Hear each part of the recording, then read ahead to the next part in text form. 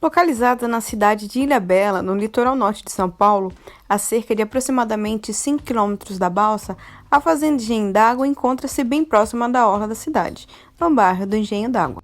Esta fazenda possui uma área de 43,5 mil metros quadrados e retrata o passado de Ilhabela e a história de nosso país. Foi um dos importantes locais para a produção de açucareira e aguardente, enquanto a economia da ilha era voltada apenas para a agricultura. De acordo com a arqueóloga Cíntia Bendazzoli, havia outra sede mais antiga. Pouca gente sabe disso e se refere à fazenda como sendo a mesma estrutura desde o período colonial. Porém, ainda estão sendo elaborados estudos mais aprofundados sobre a fazenda por ela, a fim de esclarecer e enriquecer mais a história do local. Ainda de acordo com ela, a Fazenda do Engenho d'Água teve uma importante participação na vida econômica de Ilhabela por meio da produção de cachaça. Quando das ações de tombamento, ela ainda produzia aguardente associada à agricultura de pequena escala. A fazenda não era produtora de café. Se foi produzido, foi em menor escala para consumo local. O funcionamento da fazenda desde sempre foi muito importante o sistema de captação de água. Toda a estrutura arquitetônica dela é feita em função disso, desde a captação até o escoamento na praia. Sempre a força motriz do engenho foi a água. Há pessoas que afirmam que a produção de aguardente que ela realizou no século XX teve a participação de escravos. Esquecem que havia sido abolida a escravidão. O tipo de construção agrega a área de produção e a área de moradia no mesmo local, porém com divisões internas.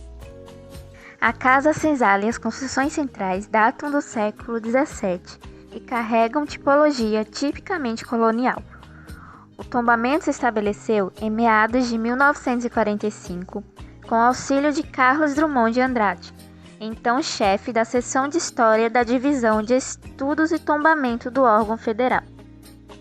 A casa principal tinha como características o primeiro pavimento, 379 metros quadrados, o segundo pavimento com 295 metros quadrados, totalizando uma área de 674 metros quadrados. O primeiro pavimento tem pé direito de 2,75, o segundo pavimento de 2,20, totalizando 5,10 de altura no total. Todas as paredes do pavimento inferior são de pedra. As paredes externas do pavimento superior são de alvenaria e as divisões de pau a pique, existindo também pilares de pedra. O piso do primeiro pavimento é feito de cimentado e do segundo pavimento é de assoalho. O telhado da casa é de 8 águas, em geral terminado com tacanicas, e as estruturas de madeira são lavradas. A telha é canal, que ainda contém traços e marcas dos escravos que a produziram. O forro é de madeira, as esquadrias em madeira, as escadas de pedra e de madeira. A casa ainda possui sistema elétrico e hidráulico originais. Quando foi adquirida pela família Gontier, a casa encontrava-se em estado de degradação.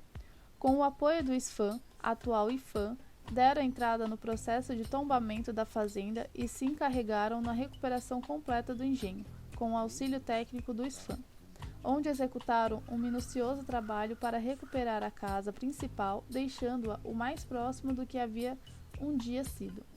Vale a pena ressaltar que atualmente os autores se posicionam contra esse tipo de atuação em cima de patrimônios, porém na época era uma prática adotada pelo SFAM, que atualmente veio a se tornar o IFAM. Ainda, de acordo com as pesquisas feitas no processo do IFAM, descobrimos que em 1966, a proprietária da fazenda, Maria Gontier, entrou com um baixo-assinado contra o campo de aviação que a prefeitura de Ilhabela tinha a intenção de fazer no bairro do Engenho, o que tomaria uma parte da fazenda. Ela cita que para a construção desse aeródromo, os coqueiros que existiam há mais de 40 anos, que estariam dentro das delimitações da fazenda, teriam de ser retirados, assim como a casa dos empregados. E isso tomaria também um trecho da orla da praia. Ela então mandou esse baixo-assinado para o IFAM. Não só a fazenda seria prejudicada, como também a Casa das Canoas, que era onde guardava as embarcações e que era de posse da Marinha. Ela teria de ser tombada e destruída para sua construção. o que, segundo ela, todos esses fatores acarretariam em um sacrifício enorme de uma paisagem tão colonial de toda a cidade, além dos riscos eminentes que um campo de aviação próximo ao bem tombado poderia trazer. A Petrobras havia ficado interessada nesse campo de aviação, e foi iniciado um estudo e um projeto em conjunto à prefeitura para sua iniciação. Porém desistiram assim que souberam através do exposto baixo-assinado que havia um bem tombado nas proximidades. O baixo-assinado virou processo judicial e só terminou em 1969 e envolveu figuras como o presidente da Petrobras, a diretoria das rotas aéreas e o presidente do IFAM, contra-argumentando o prefeito da época pela falta de diversos dados e comunicação. É bastante mencionado no documento o artigo 17, que fala sobre os monumentos tombados não poderem ser de maneira alguma destruídos, demolidos, mutilados, pintados e nem restaurados sem prévia autorização do órgão responsável pelo tombamento. Por isso acima cito que foi um baixo-assinado exposto, pois o prefeito simplesmente quis fazer uma intervenção sem ao menos levar as questões ao IFAM. Isso só foi abordado pois a Gontier interviu. E diz também que fica proibido na vizinhança do patrimônio tombado algo que ofereça risco ao mesmo ou que impeça a visibilidade ou reduza sua visibilidade, podendo ser até mesmo demolido. Durante esse episódio, o IFAM aconselhou Maria e Bernard Gontier, os proprietários, a entrarem com o processo para que fosse feito o tombamento dos terrenos da Marinha, para assim evitar que a prefeitura tomasse posse.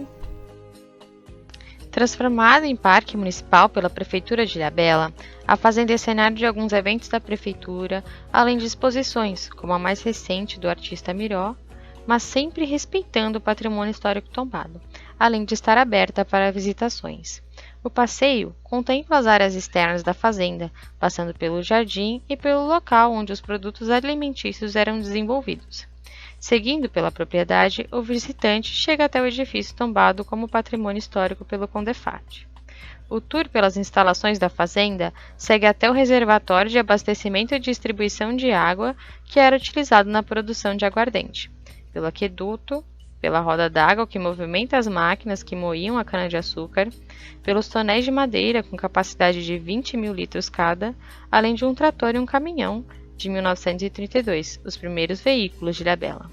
Esse tour atualmente encontra-se fechado por conta da pandemia. A parte da frente da fazenda, na parte de fora, já é utilizada, contendo uma exposição permanente de esculturas criadas por um artista local chamado Gilmar Pina. Ainda no gramado que se junta com a areia da orla, as pessoas se apropriam do local, fazendo piquenique e utilizando e admirando esse espaço, o visual natural, paisagístico e arquitetônico do bem tombado. Fazendo um diagnóstico do entorno da fazenda, podemos notar como pontos negativos que não existe acessibilidade, tanto dentro quanto fora do local, contendo apenas uma lombofaixa nas imediações, porém sem rampas de acessibilidade nas calçadas.